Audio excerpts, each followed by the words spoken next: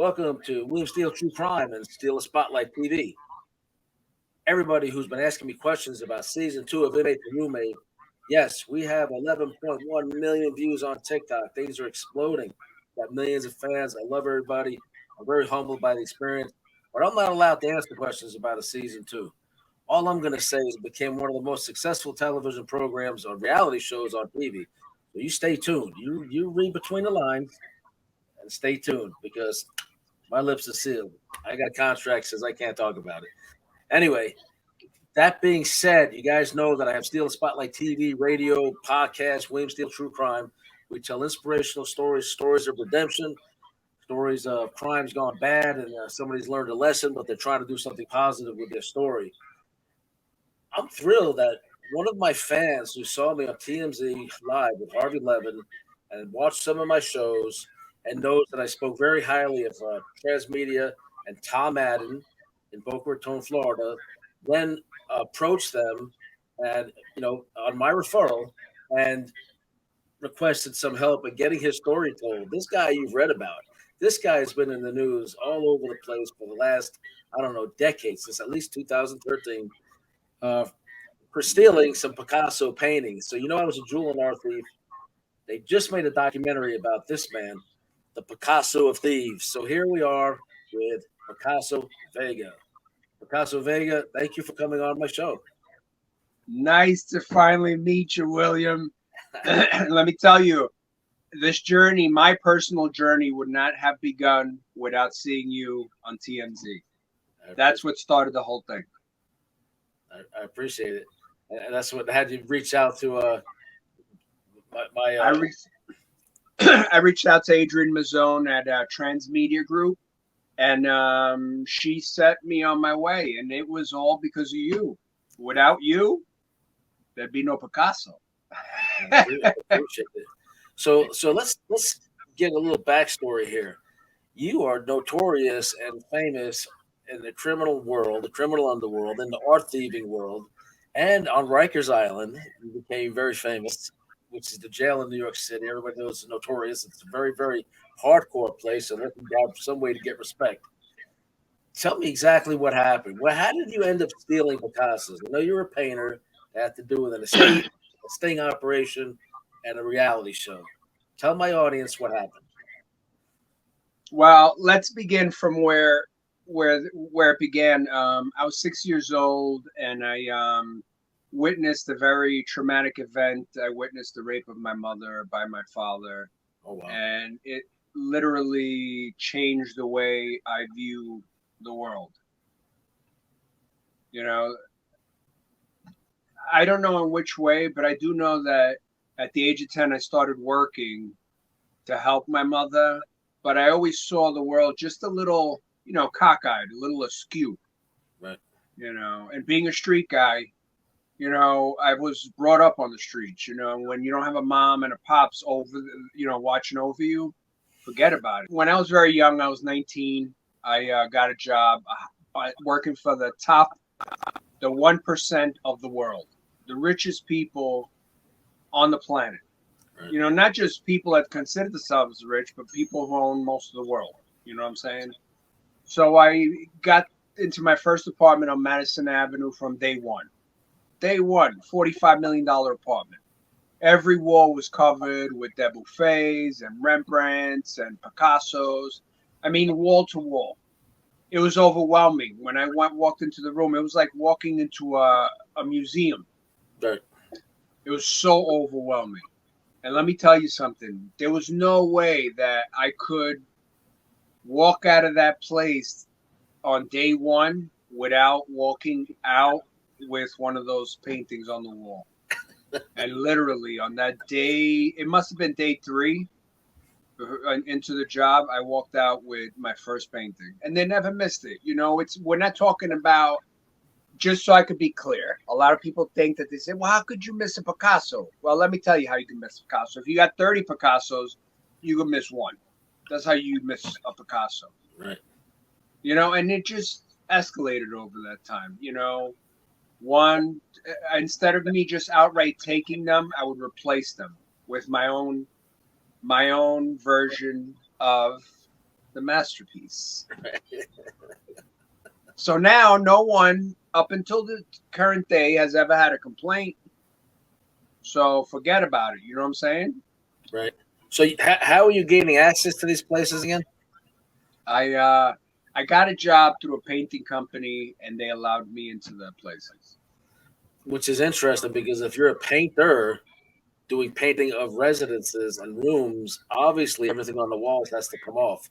Well, even if it's on an alarm hook or something like that, it's No, got to come yeah, off the wall and be put to the side or underneath some tarp or something or in a closet. So you would assume so, but you would assume so, but that's not the way it really works. When we talk again, I'd have to refer to it as the 1%. When we, these are people that have more money than, excuse my language, but more money than God.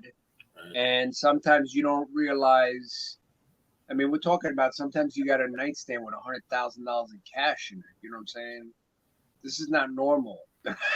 right, yeah, especially in your world, and you're suddenly in that world, and you have you want to come up a little bit. Listen, we don't tell these stories to glorify, just for my audience, so you know.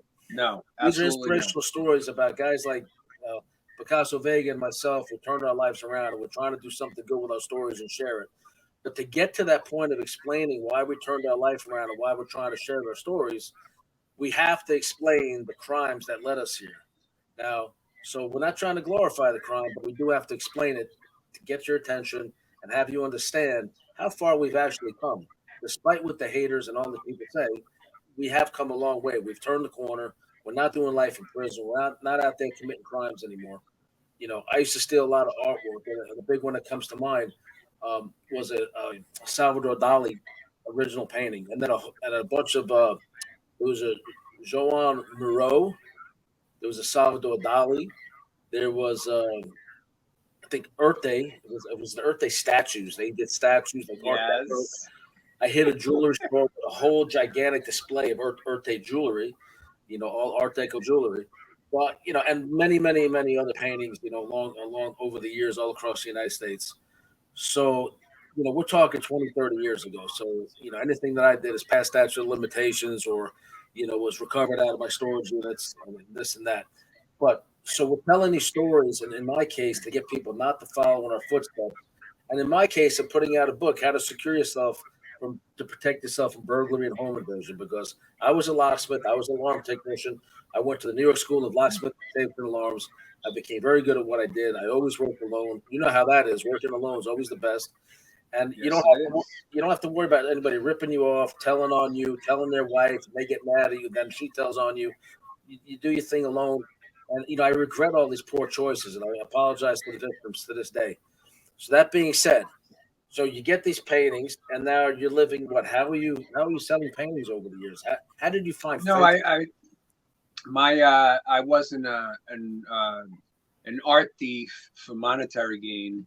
Okay. I was an art thief for my own personal anxiety and obsession to artwork. Oh, so you were a collector. Well, I guess I should start saying I was a collector.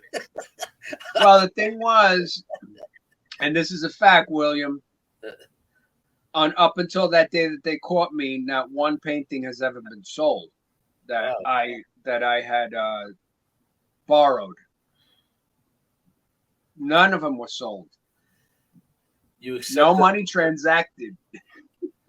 bottom line, you accepted them on consignment for your personal enjoyment pleasure until such Yes. time as you decided to return them through law enforcement on rightful orders. Dude, let me tell you that the ones that they got in my car, those are the only ones that they actually caught in my hands. That's it. There's never been any case of, there's no recovery to be recovered. There's nothing to be recovered.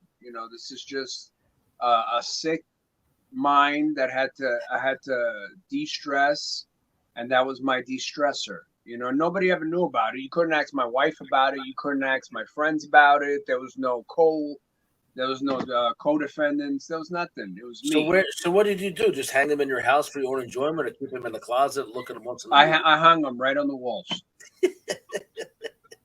Because think about it, William, and so many people are boggled by the fact that how could you hang a Picasso on your wall? Just because I'm educated doesn't mean that the person next to me is educated. That's you right. Understand? You know, They think you're in a garage sale or something, you know. Exactly. I go to the museum all the time, and when I go there, it's my therapy, and it's where I really just enjoy. But to bring it to your house, forget about it. You're tempting fate. I still love going to museums and art galleries, but I look at it completely different now. They have a gigantic collection of a famous president in the town I'm in, of all his original signatures and documents and artwork and everything, locks of hair, all these precious artifacts. And they redesigned the vault. And I said, "Hey, can I tour that and film it for my show?" And they're like, "You sure you just want to film it for your show?" I said, "Yes. I haven't stolen artwork or collectibles in 30 years." So I went in there. There's usually one person giving the tour. If you're allowed in there, if you handle anything, you have to wear these white gloves. In my case, they had two people escorting me around while I was filming. Oh, yeah. You see, I feel the same way, but I'm not tempting fate in the sense that the other day I was looking at a Rembrandt. I think her name was a young woman or something. I forgot what it was, but I started shaking, because I'm looking at the camera. The House of a 1% is not the same as a museum. See, the Rembrandt that I was looking at had a camera attached to it, had a hook cam behind the frame, all this stuff I picked up while I was looking at it, right. And I was shaking. So the guard comes over. He says, "Yo, are you okay?" I said, "Just so you know, I'm an art thief." That killed it right there, because at that point we started talking and I kind of calmed down, So I got my ways out. I got my ways that I can control myself, It's like an addict, if you stop using cocaine for 20 years, the next thing you know, somebody makes you a deal to repackage, 20 kilos. They might start jonesing again, like, "Oh man, I used to enjoy this stuff, man." It's like you're tempting fate, I get it, man. I go in jewelry stores and art galleries all the time, and I'm assessing it so that I can tell the owners how to better secure their store, But at the same time, there's that old me that's looking it over, thinking, "You got to be crazy. This is so easy." For somebody Dude, like you and I must be brothers that were separated at birth, because I do the same thing, but I do it on a smaller level. Right. I went to a smoke shop the other day, and as I'm in the smoke shop, I'm watching that this guy's getting robbed from all sides. You know what I'm saying? So after they robbed him, I went to him and I said, if you put a couple of fake cameras right there in that spot, nobody will rob you anymore. Right. And he said, "Yeah, but I'm going to get some real ones." I said, "You don't need real ones. You just need the fake ones with the blinking camera, and I guarantee you won't get robbed again." And then he said, "How do you know? Do you work security?" I said, "No, I'm a thief. That's what I do." Right. You could do like I'm doing now. I'm starting a sideline business as a security consultant. I actually, during the premiere of the Picasso, excuse me, during the premiere of the Picasso of Thieves, I hooked up with some ladies that make safes for paintings, which is a good line of business. But the only problem with me was I told them straight out that the people I work for will not put their Picasso in a safe. That's just ridiculous. Right. That's what poor people do. Honestly, poor people. That's what museums and galleries do, though. Sometimes yes, they do, because, but not the 1%. The 1% don't do that. That's not what they do. They display them. Yes, like me. You know what's crazy? You got in as a painter. I used to go in sometimes posing as a buyer, and I would pose as Donna Karan, the fashion designer's brother. And I would go with realtors looking for houses in the $3 to $6 million range. And my sister's doing a fashion show in Italy, and we're looking at houses, for example, on the intercoastal waterway of the ocean of Florida. And the realtors, they're seeing dollar signs. They take you in. The owner's generally not there. And I would case the houses that way. And as a warning to realtors, make sure you get an ID. Make sure you get a signature. And these days, make sure you have a camera. So when they're signing the guest clipboard, there's a camera on the person, and they're aware they're being filmed. So you don't get a guy like me who's going to come in there and he's just casing the place, because I'll be right back and rip you off for $2-3 million a few weeks later. And so I would spot the paintings. Sometimes I go back with a camera. I'd say, hey, my sister wants to make an offer, but can we film? And open all the closets, because she's going to gut renovate everything and do her own design. They're opening closets. I'm looking for the safes. I'm looking for the alarm panels, and I'm filming all the artwork. I'm filming, the Colorado optic motion detectors and the central magnetic switches and the Demco and NAPCO panels. And I know what to, and from just talking to them and learning, when does the pool guy come around? When is their maid, there? Are they out of town for 2 months or 3 weeks? Or you'd be surprised how much the realtor knows. And they just divulge it all. And I'm like, are you kidding Yes, me? they do. You have no clue who I am. And you've told me these people's entire itinerary and their schedule of, all the hired help and everything, so I know when there's going to be voids and, somebody being present. I cannot begin to tell you, and I say this as a warning to everybody, just because you live in a nice neighborhood, you have nice locks, a good alarm system, use them. Probably 60% of the burglaries I did, you get there ready to pick a lock or try to shut down the whole alarm system or portion of it, and you find out that the place is unlocked and the alarm's not even on. There's a side door, a pool door, a garage door, not even locked, and the alarm hasn't been set, and they went across town or out of town for a day, or they went to the mall for 3 hours. I can't begin to tell you how many mansions I went in that the alarms and locks are not even turned on or locked. There's so many of them. I was gonna say you just described all of the Hamptons. You can go into a 45, a $65 million. Well, nowadays this was prices back then. Now you talk about $200 or $300 million mansions, Wow. and the front door is open. What's that about?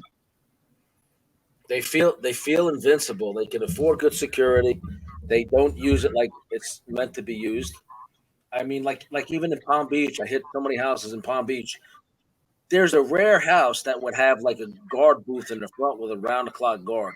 Like back in the day, one of the houses was owned by like the King of Jordan. He had a mansion in Palm Beach, and of course he had Jordanian, diplomatic, whatever they are. They have immunity. They're rolling around the grounds with their machine guns and all this nonsense.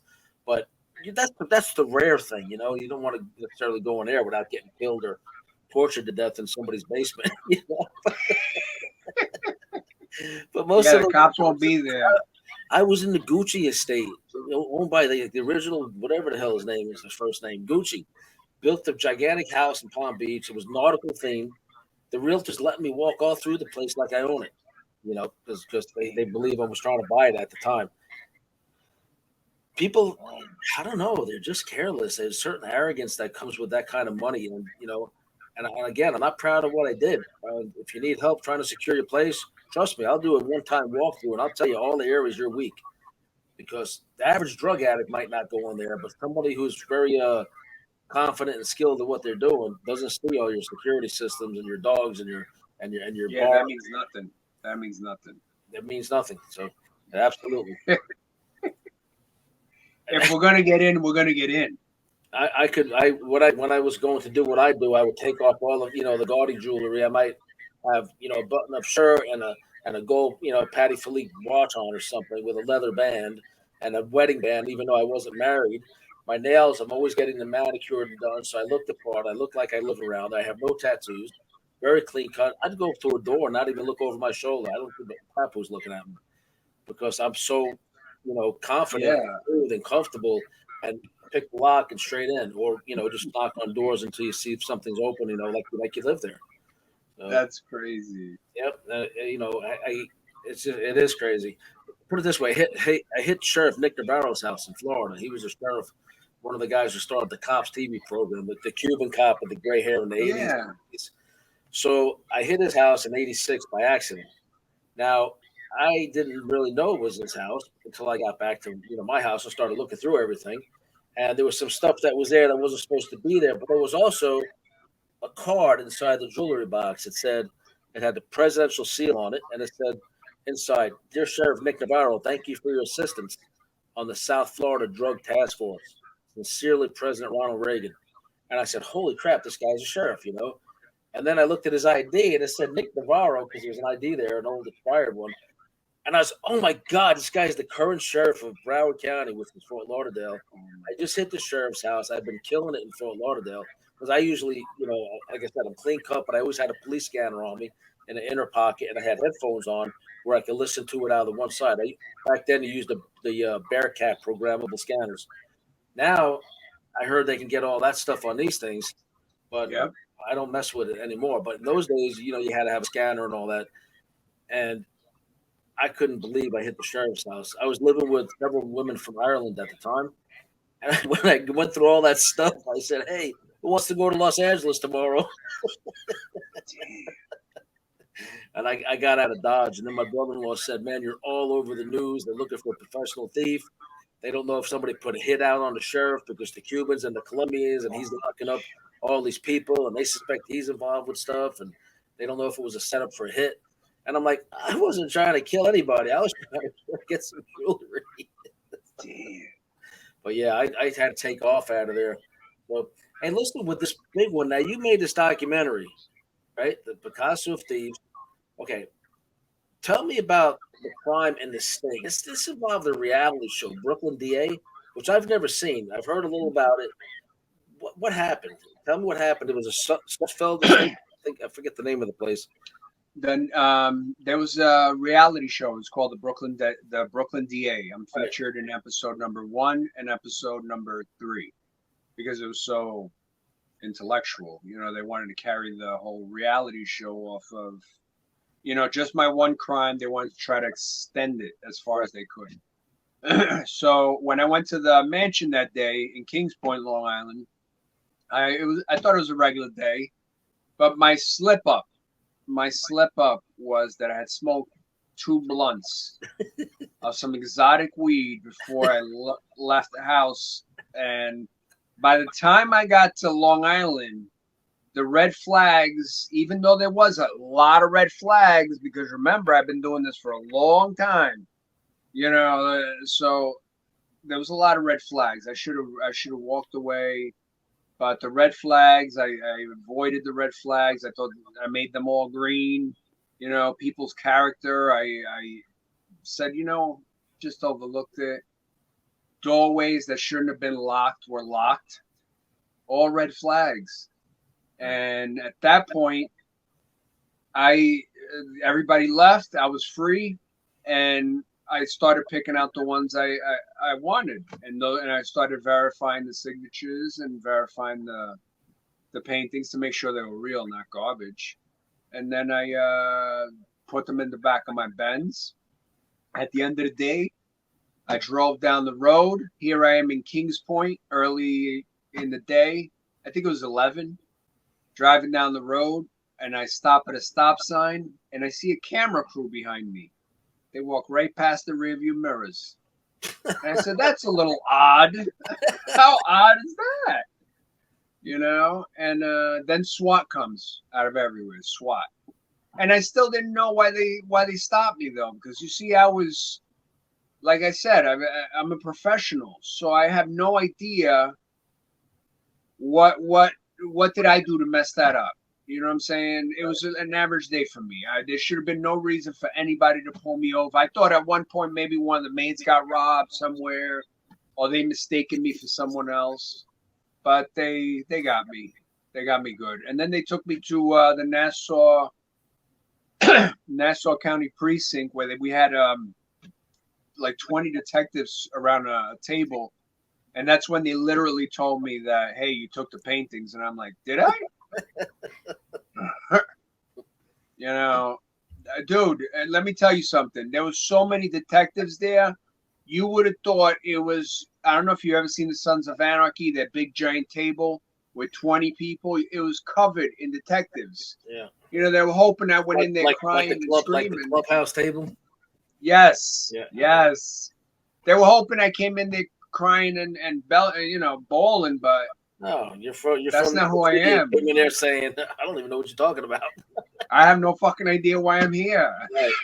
Matter of fact, I'll talk to you, but let's do that with my lawyer. That shuts down the whole conversation. Well, that's the first thing I said is I want my lawyer, and that shut it all down. I had no lawyer, but I wanted one. Right. Listen, I just had this vision of you getting pulled over and the cops all around you, or the cameras at first, of when the cops episode did the murder for hire case of Daya DiPolito in Florida. Oh, I saw that. She said she was 5,000% sure she wanted her husband dead. And next thing you know, she's on a reality show trying to deny it, after she's already on camera and everything. And here you are with the cameras like, why are the cameras on scene? If you look at the reality show, you'll see that they have cameras in all the vents, but you'll also hear from their own words and not my words. If he doesn't take anything, we don't have anything. Right. So if I wouldn't have smoked those 2 blunts, they wouldn't have had anything. I wouldn't have taken anything. Right. There you go. Blame it on the weed. Hey, look. Or if you would have looked at the vents like most people do, you'd notice the lenses in there. Why would you put lenses in the vents? I look in vents all the time because people hide cameras in vents. Yeah, it's never happened. But now I'm going to be looking in the vent. No, I'm retired. Yeah, you got to when you're sizing up houses, you got to tell them where to put the cameras. Put them in the vent right there.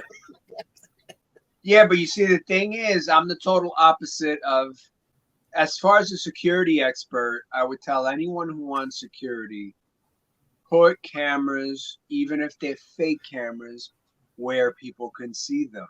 Because if a crook sees your camera, he won't rob you. Unless he's a really good crook, then he'll rob everything you got and he'll rob the camera. These days, all old defunct cameras are available everywhere. You can get like a used camera or something. It looks like it's live for $5 or something. But back in my day, when I was actually installing surveillance cameras and alarm systems and locks, there was a company. It's called SVS, Simulated Surveillance Systems, and it was old school big camera with the red light on it, in the convenience store, and it had the red light like it was on. There was nothing but an empty, aluminum box. And a friend of mine had one in the bagel store, and I said, "Listen, see that SVS? That stands for Simulated Surveillance Camera. It's a company." He said, "Don't tell anybody." Well, that's the thing is most shoplifters, we're talking small theft now, but most shoplifters, if you can see them, I mean, I learned security a long time ago, but if you watch them, they'll always be looking from the corner of their eye, looking for the cameras. Mm. As long as they can see the camera, they won't steal, unless they're those new thieves that just walk in, take everything, and walk right out. Right, and then push the security guard over and the owner over. What the hell's going on in New York, San Francisco, and LA? They're just letting I'd be happy to see all the businesses shut down and move out of those cities. The politicians deserve it. That's exactly what they deserve. That's one thing I couldn't be is a security guard, because I could tell you I wouldn't let anybody steal. It would drive me fucking nuts. Yeah, but at the same time, if you put hands on them, you're the one going to jail. So. Yeah, I know, but that's the problem. I'd be going to jail for putting hands on a shoplifter, which is messed up. Right. But I can't contain myself. I can't let somebody walk out with that kind of merchandise. The guy would go through the rest of his life saying, "Who the f is this guy? He's a freaking art thief, and he wants to lock me up for stealing. He wants to lock me up for stealing some freaking cigarettes and pharmaceuticals." Then you got to deal with that side of it. No, without a doubt. And let me tell you something. When I borrowed the artwork, when I borrowed it, I displayed it. I treated it with the utmost respect. It was always a temperature controlled environment, and it was never in the sun. I just took care of the artwork better than some of the artwork was being taken care of. I have an audience here listening to you off to the side, we're very close associates, and you got some laughter when you said, "When I borrowed the artwork," they all laughed. Well, let me tell you, at the end, William, I gave it away, so right. I didn't profit. There's no profit. So, okay, they lock you up. They take you to Nassau County Jail. Guess what? I was extradited. I'm from Brooklyn, but I was extradited from Vegas in the 80s back to New York. The headline in Las Vegas says, Tyson knocks out Holmes in the 8th or something, right? And then my picture, with everything I got arrested for in Las Vegas. That's how long ago. I get extradited to Nassau County, where we were doing a lot of things. And so I was in that Nassau County Sheriff's Office, and I was in that courthouse in Mineola, a think it's like Old Country Road or something like that, right? Yes. And, Yeah. and I haven't been there in 30-something years, so I know it. Old Country Road, and then that freaking old jail. Oh my God, that was like the nastiest jail I ever saw. Yes. It was horrible. God, and is it still with the rec yard, the big concrete wall, like right there, like against the? And I think Eisenhower Park was across the street from all that stuff. That's it, brother. Yo, check this out. This is more of a little funny story. My attorney, the law firm that represented me was Bruce Cutler. He was John Gotti's lawyer. Oh, Bruce Cutler, and phenomenal lawyer. Is he still around?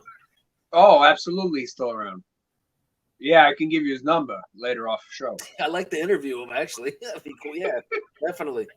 Yeah, without a doubt. And let me tell you something. He put an attorney by the name of Timothy Parlatore, which recently turned down Donald Trump to represent him as counsel. But Timothy Parlatore, when we were in Nassau County, I was standing there. I had like $1.5 million bail. Right. So I was standing there waiting for him to arrive, from New York, and the district attorney and the judge were making fun of him because, he's a 6'2" or 6'4" Marine, likes wearing really nice suits and beautiful hats. He represents, Timothy Parlatore. So one day they're making fun of him, and I'm like, what the, you're making fun of my attorney because he likes to look good. Right. He comes in, he gets me transferred to Rikers Island, and I was like, wow, he got the job done in like 2 seconds. He got me back to Rikers because Rikers Island is a paradise compared to Nassau County. Yeah, Nassau County was horrible, man. I seen one dude get killed over there in Nassau County. Some big dude was like bullying everybody around and ended up killing this dude. Do you remember the slamming of the doors? Yeah. Do you remember the roaches in your coffee cup first thing in the morning? Do they still have the green coffee cups? Huh? You want to go back and check? Yes, they do.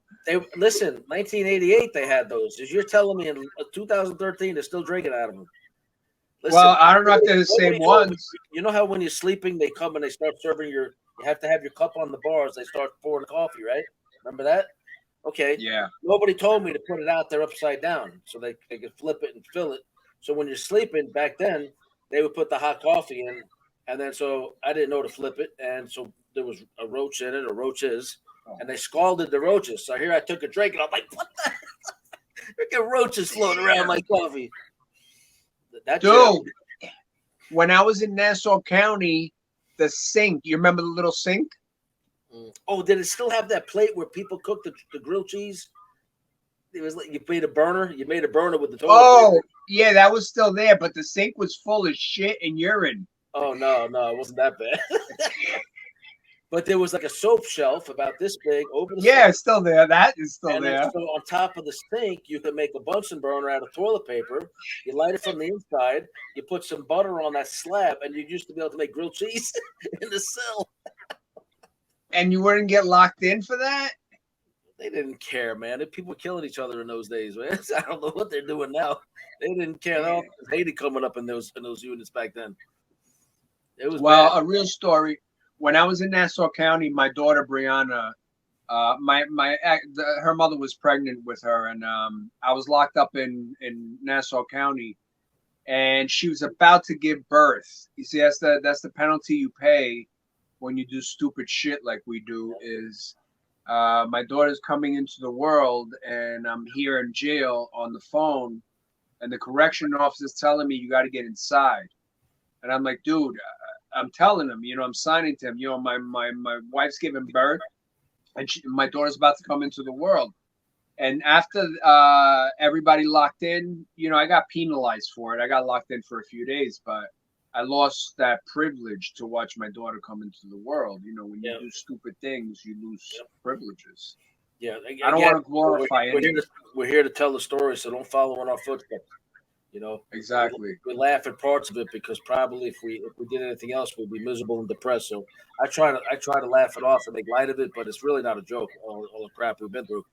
How did you get to Rikers? Because change of venue, because of publicity, or how did they move? Did they move the case to the city? The case was between two boroughs. It was between Kings County and Nassau County. The initial theft the initial theft that they started investigating me for, that transpired in Brooklyn, but the theft at the current time was at Nassau, where they just videotaped it. So they made an agreement to bring the entire both cases, combine them in the city. And No, they made me plead to every single count in both different counties. right. But my lawyer made a deal that if I plead guilty to all counts in both counties, then I'll be released immediately. You know, because they always get, no matter what, I could have fought it for a million years. And, you know, it could have went either way. In my personal opinion, I could have got a not guilty verdict. With all the video you had, I still could have got a not guilty verdict. But I would have spent another 2 or 3 years in jail waiting for the trial to pan out. I could only imagine that the only defense you could possibly raise would have been entrapment, except for I was a law clerk. And if they say you had predisposition, then you lose the ability to use that defense. Is that what you were going to use, entrapment? We did use fruit of the poisonous tree, but Right. I was not going to use entrapment. What I was just going to use is use their own video evidence against them out of my mouth. See, I knew things that they don't know. You know, you can't.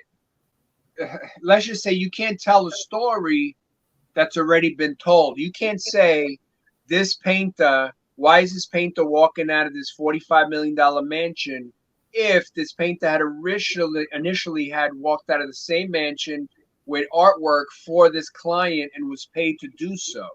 Right. So, you know, you could tell you, or we could. So now your position is, hey, I was paid to do so. I had permission, and here we are. There we are. And I had no idea. And as far as I'm concerned, it was insurance fraud on the client's part. There you go. And then, you know, the more you fight it against these wealthy people, instead of 14 months, you know, you get 4 years or some crazy crap because you're up against wealthy people. Exactly. And the thing is that we're not talking, you know, see, we're talking about all kinds of levels. Okay. I'm the crook. I'm the one that they put the cuffs on. I'm the one that they pointed at. I'm the bad guy. I'm the one that they says the bad guy. Right. But there was levels to the bad guy. You see, the top level was the owner, the homeowner. The homeowner, if you Google him, Michael Schulhoff, if you Google him, you'll find out about him. He was a former CEO of Sony, and he did a lot of bad stuff.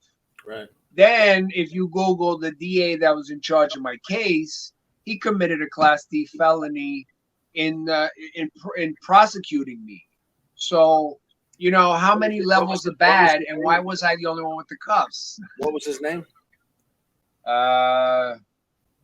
I could not tell you offhand. So you're done now with your time, parole, all that stuff. I didn't have parole. I didn't have any of that. Okay.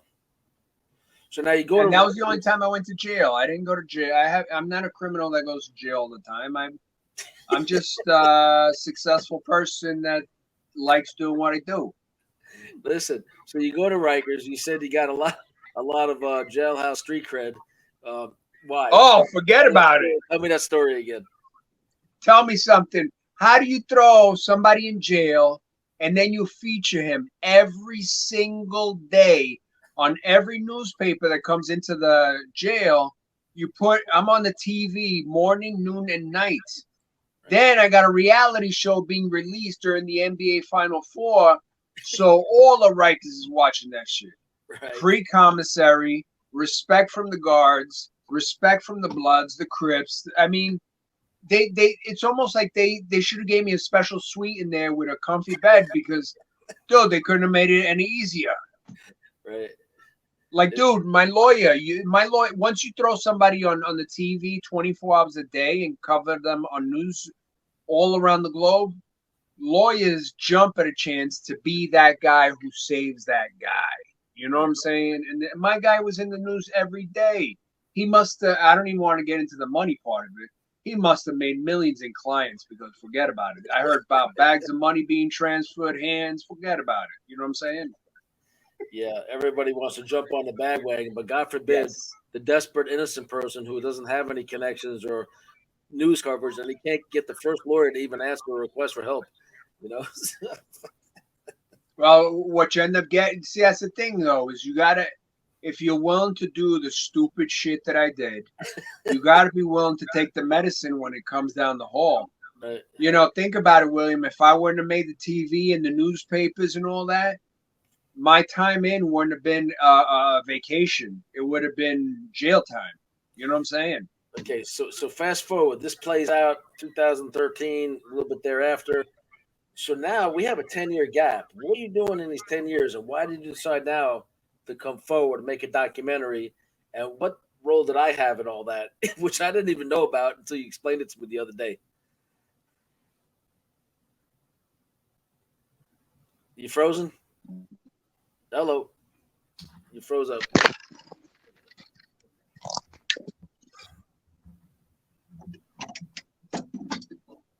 You there? Yeah, you hear me? Yeah, I see you throwing the circuit breakers. What's Yeah, I don't know what happened. You did pay your electric bill? No, I think the power went out. I think the power went out everywhere. Did it? Yeah, the power is completely out. I don't know why. Maybe it's all out of where I'm at in my area. Wow. So unfortunately, I saw you opening the breaker box. I was waiting for Picasso to fall out of there. Yeah, that's actually crazy. Yeah, we don't have any. Yeah, there's no light in the whole house. Why don't you check the local news, see if it says anything like getting any Google alerts? Is there a blackout in my area, something like that? Oh, you want to? Yeah, there's no power. Why? Did you blow a circuit? Yeah, me too. Everything was fine. It's all the lights are out. Somebody turn the lights off so they can hit the local museum. Trust me, I thought about that once too. When I was younger, we used to wait for storms to go hit stuff. Oh yeah, me too. Forget about it. I got a good view of you. But that was as a kid. I got a good view of you, real good. The lighting's okay, and then I have the copy of your poster, which I could add in instead of you having the one there. That's good. Where it shows two rooms, it's perfect. You're perfect. So I'm starting back up at 47. We'll call it 47. I'll just ask you that same question over. You ready? Go ahead. All right. So hey, we're back. We had a quick break because they lost power in the town where he's at. So we cut a little piece out, and we're right back rolling with the interview. So now, tell me about you. Do this time in Rikers. You take your medicine, like you said. You get sentenced. You've been out like 10 years. There's this massive gap. What have you been doing in these 10 years before you decided to make the documentary? And the making of the documentary, show me how I personally fit into this picture. You really blew my mind last week when you explained it to me. Well, let me tell you, this journey, I would not have taken this journey because, I'm one of those people that I'm in the shadows. That's my whole life. My life is in the shadows. I don't come in front of the spotlight. I'm successful because I'm in the shadows because you can't see me. But when I decided to watch One Day TMZ, which is my favorite show, I see you on the show. And, I see you as a regular guy, just like me. I see you as a regular guy. I don't see you as a bad guy. When you mentioned Transmedia Group and Adrian Mazzone, which I ended up reaching out to, that set my journey. Literally, if I wouldn't have heard it from you, I never would have began the journey. So I actually vetted Adrian and I vetted a couple of other people just to make sure that when I went on this journey, it was a journey with legit people, But anyway, her father, Tom Madden, was the vice president of NBC. He actually owns the firm. He's a friend of mine, and he represented me on the book. He actually introduced me to my fiance, and so in a lot of my shows, I have given him a shout out for like helping me out when I was in prison, helping my first book. Tom was able to get Nancy Grace, the queen of true crime, to cover my first book about Robert Durst, Sex and a Serial Killer, my bizarre times with Robert Durst, on her podcast while I was still in prison. So then, So he's been a good friend. We were there last year and everything. So tell me what happened. So you stayed dormant all these years, just laying low, and he said, "You know what? I need to tell the story now. Enough time has passed by. Let me get this off my chest. Let me see." So you went to them, and then they offered to make a documentary with you. I actually went to them, and you see, the thing is, I didn't want anyone to sell me on my own story. Right. You know, my story is unique in a way that I don't want someone to sell me on what I've lived. You know, my life has been what it is. So I just wanted someone to tell it truthfully. You know, I wanted someone that I could convey what I felt inside, and they would tell a true story of who I am through their eyes, not through my eyes. You see, I don't want you to suit me up, and this is not a glorification video. This is none of that. This is me telling you the truth about my life and how I've been so successful as a thief, but not in a good light. You know, as a child, I still feel like, you know, everything always goes back to when I was 6 years old. If I wouldn't have been traumatized back then, I don't think I would be where I'm at now. You know, but the documentary is currently just finished production. I will have it for you, so you could check it out and you tell me what you think about it. You know, and I'm hoping that the next time you have me on the show, that I'll have that reel for you. Right. I will talk to my audience. For my audience, when I put somebody on here who's making movies or documentaries, we always have a trailer. We will hope with their trailer. It's not ready yet, but we're definitely going to have Picasso Vega on again the second he gets a trailer. And I ask everybody to check out this documentary when it hits the screen. It's called The Picasso of Thieves. And I was actually invited by everybody in South Florida to attend the premiere. But for obligations that I'm from Brooklyn, but I'm filming in the Midwest. And for that, for some financial reasons, I wasn't able to make it at that moment. But I wish I would have went there because being an art thief, I think I could have, and with millions of fans, I could have helped boost up the attention because the media usually covers a lot of what I do. But anyway, maybe we'll do another premiere when the whole thing releases or something. Like a release party, premiere party or something. But Yeah, exactly. Se fue la luz. La luz está tumbada. No sé. Tú no hablas. Oh, es que hay un bote de suelo allí. Oh, Sí, afuera. en aquella casa. Yeah, he just verified. They just knocked down a pole outside. Oh, yeah, so they knocked the electrical pole. That's why I lost power. Okay. Gracias, bro. All right. Well, as long as Sí, nobody's todavía hurt, un show. as long as it didn't fall on anybody. Well, supposedly, hopefully they fix it, man. I'm in the dark. Hey, listen, let's. So, do you have any word about the progress of the documentary? When it's going to be released? What stage you at with that? As of right now, they're looking for distribution. We did the private screening. They did some adjustments on the movie, which was great. The movie was just phenomenal. I have no complaint. The movie's so perfect. I have no complaints about it. When I can get you a trailer, I'm gonna try to get it for you as soon as possible so you can check it out. And as soon as they do find a buyer, I'll advise you where it's gonna go, what platform. Right, I'm hoping we'll definitely have you on again. Yeah. That's with the trailer and with the release dates and where it's going to be showing. We'd love to have you on again. Now, we agreed to, go 30, 40 minutes on this. Is there anything else you'd like to add? Any shout outs you'd like to give? Any messages you'd like to send out? You have a redemption story. You're really you're looking back at your past and saying, you know what? I got to make something of this mess I made out of my life, and here's what I'm trying to do.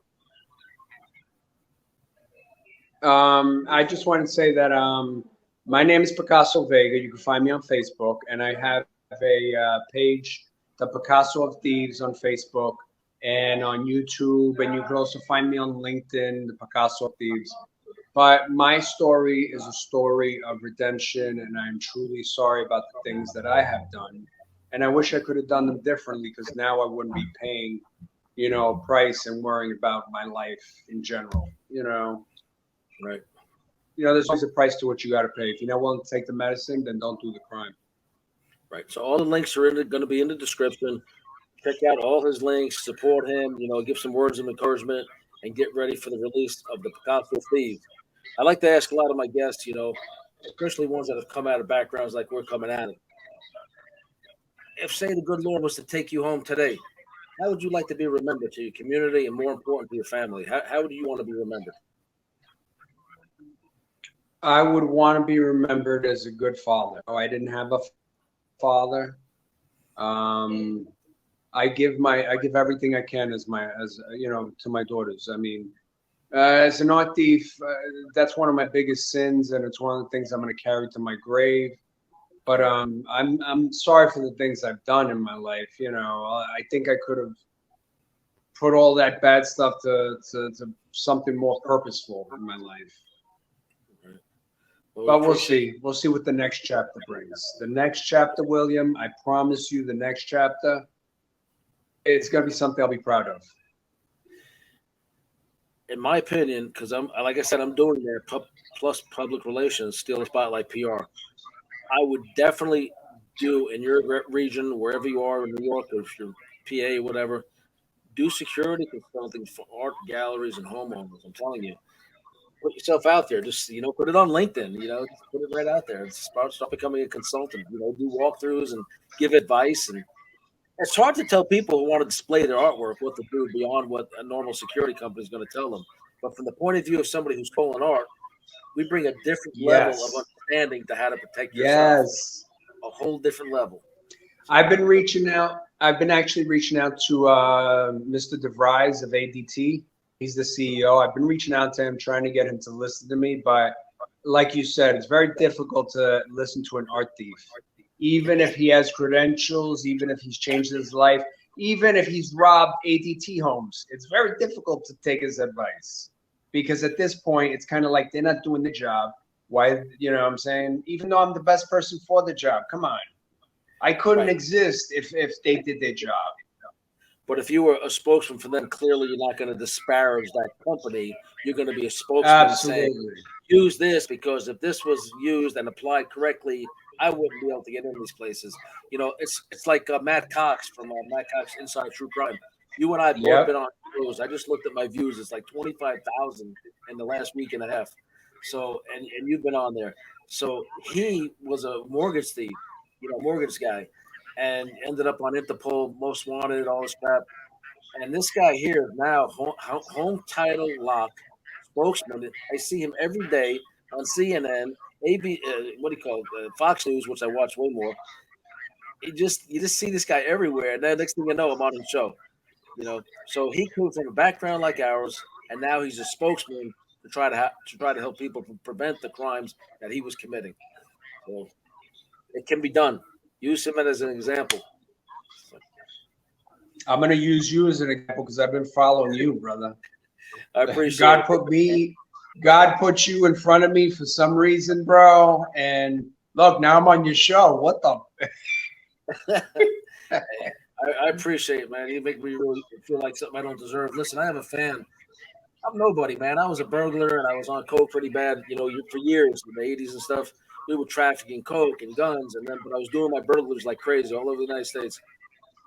And from inmate to roommate, and the crap I put up with living with that in that household with those people, and trying to bite my tongue and maintain my sanity, my New York sense of humor, without coming across as ungrateful, because I was grateful for the chance to live there, because my sisters had ripped me off from New York, and I, for an inheritance, and I forgive them and all that, but that's a whole nother story. I have a fan now who's actually dying, and I'll give a shout out. I'll give a shout out to Ricky Parker and his wife Cammie. Now they're in the Carolinas, and he's doesn't have long to go. And one of the things he told me the other day is his dying wish is to meet me. And I can't tell you how humbling that is. It's really, if I talk about it too much, I'll get because who the hell am I? But because of the example that I set, I'm not perfect. I still get angry. I'll still use the F word here and there. But I am trying to change. I'm not the person I was back then. People who are in my life now don't realize how bad it was, but I'm not the person I was. And all I want to do now is help people. And so my shout out and prayers go to Ricky and his wife, and I'm going to do what I can to make it down there through you guys. That being said, there's redemption for both of us, and just continue doing the right thing.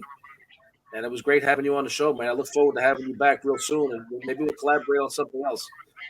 You know, That sounds like a plan, brother, and I'd definitely be up for that.